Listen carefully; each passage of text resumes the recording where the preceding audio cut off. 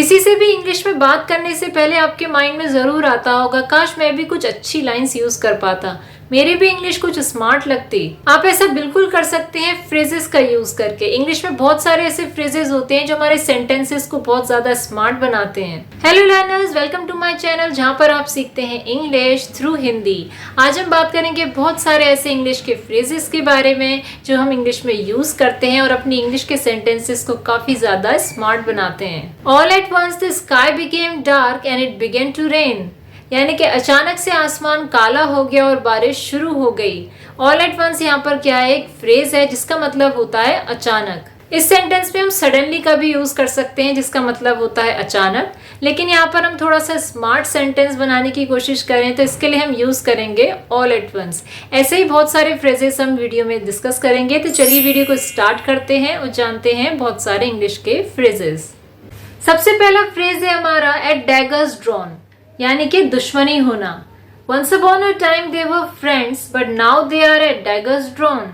Daggers drawn का मतलब होता है कोई भी दो लोग एक दूसरे के दुश्मन होते हैं, उन्हें हम कहते हैं डैगर्स ड्रॉन। इस फ्रेज का मीनिंग आया है डैगर्स से। डैगर का मतलब होता है खंजर, यानी कि sharp points. When two people are at sharp points, यानी कि वो दोनों एक दूसरे के दुश्मन हैं, इसलिए यहाँ पर यूज हुआ है डैगर्स ड्रॉन। इस फ्रेज को आप अपने इंग्लिश के सेंटेंस में यूज कर सकते हैं और एक स्मार्ट सा इंग्लिश सेंटेंस बना सकते हैं। नेक्स्ट फ्रेज है हमारा ऑल ऑफ अ सडन। ये भी ऑल एट वंस की तरह है जो मैंने वीडियो के स्टार्टिंग में बताया था। ऑल एट वंस यानी कि अचानक।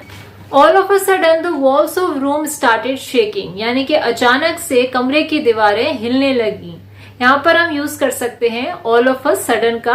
हम सडनली का भी यूज कर सकते हैं, लेकिन ये थोड़ा सा एडवांस और स्मार्ट लगता है, इसलिए हम यूज कर रहे हैं ऑल ऑफ अ सडन का। नेक्स्ट फ्रेज है हमारा एट लार्ज, यानी कि बंधन मुक्त होना या आजाद रहना, यानी कि पकड़ा ना जाना। इसे हम इस तरीके से यूज कर सकते हैं, a convict who had escaped from the prison is still at large, यानी कि जो आरोपी जेल से फरार हो गया था वो अभी भी क्या है, बंधन मुक्त है, यानी कि पकड़ा नहीं गया है। एट लार्ज का मीनिंग हुआ पकड़ा ना जाना, यानी कि बंधन मुक्त होना, यानी कि आजाद होना। नेक्स्ट फ्रेज है हमारा बैक आउट ऑफ, यानी कि दिए गए वचन से मुकर जाना।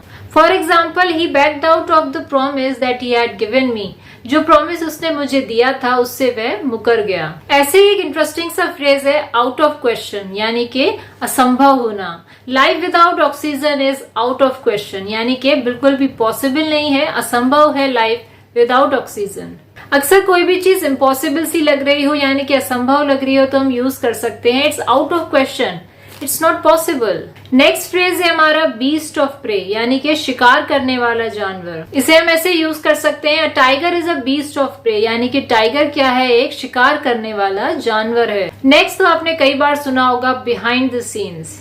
इसका मतलब होता है पर्दे के पीछे या चुपके से। He had been discussing behind the scenes for long and finally arrived at an agreement.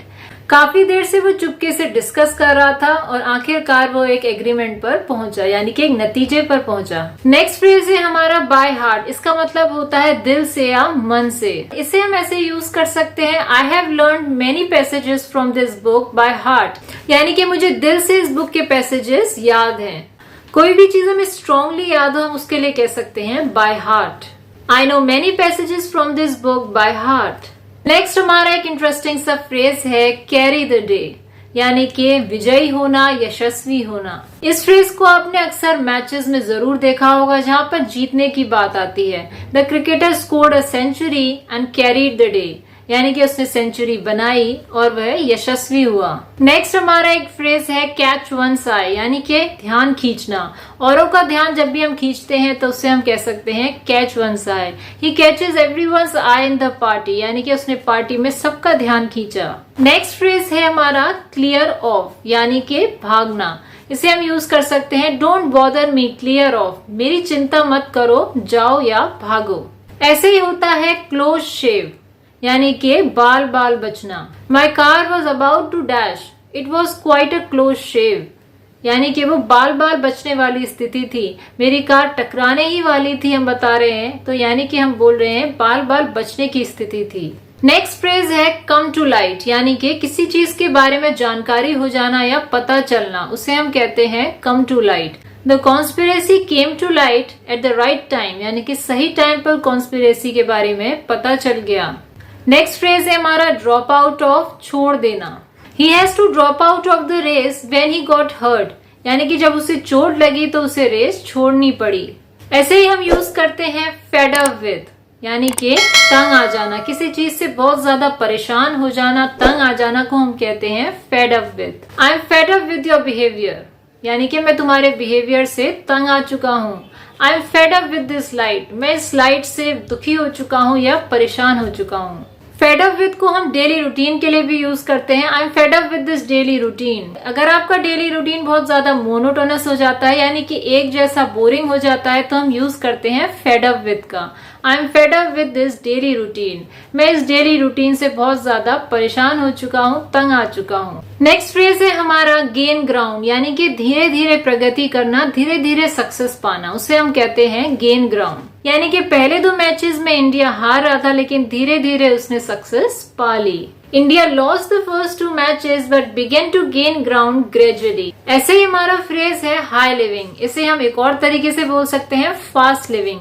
इन दोनों का ही मतलब है ऐशो आराम की जिंदगी। Rich people children like fast living या हाई लिविंग, यानी कि अमीर लोगों के बच्चों को फास्ट लिविंग पसंद आती है या हाई लिविंग पसंद आती है, यानी कि ऐश आराम की जिंदगी पसंद आती है। ऐसे ही एक फ्रेज है कीप इन द डार्क, यानी कि किसी भी चीज के बारे में जानकारी किसी को नहीं देना या छुपाना, उसे हम कहते हैं keep in the dark. Why did you keep me in dark about your illness? यानी कि तुमने अपनी बीमारी के बारे में मुझसे क्यों छुपाया, मुझे कोई जानकारी क्यों नहीं दी। वहां पर हम यूज करते हैं keep in the dark का। लास्ट हमारा इंटरेस्टिंग सा फ्रेज है look out for। इसका मतलब होता है किसी चीज की खोज करना, यानी कि किसी चीज को ढूंढना। I'm looking out for a good second hand car, यानी कि मैं एक अच्छी सेकेंड हैंड कार को ढूंढ रहा हूँ या उसे खोज रहा हूँ। If you have learnt anything new, type in the comment box। Video अच्छी लगी है तो इसे लाइक जरूर करना, चैनल पर पहली बार आए तो सब्सक्राइब जरूर करना। तब तक के लिए मिलते हैं नेक्स्ट वीडियो में।